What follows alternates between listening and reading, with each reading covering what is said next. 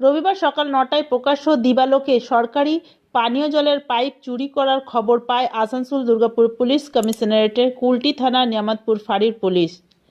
নিয়ামতপুর ফাঁড়ির পুলিশ নিয়ামতপুর স্থিত IISCO bypass road সংলগ্ন শিশু তীর্থ স্কুলের পাশে মাঠে রাখা আসানসোল পৌর নিগমের পানীয় জলের পাইপ চুরি করতে হাতে নাতে ধরা পড়ে 3 জন, সাথে একটি হাইড্রা এবং একটি 12 চাকার truck.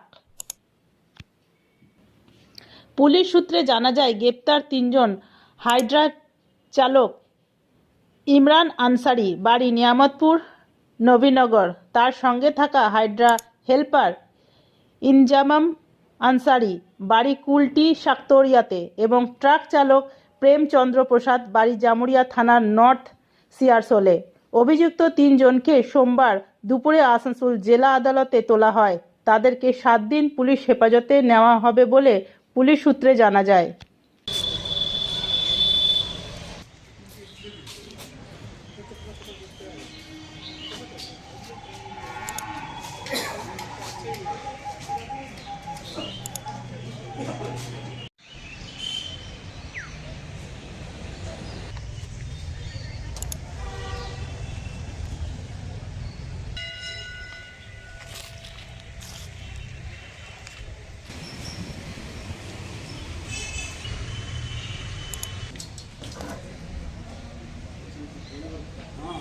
Green Asansol, clean Asansol.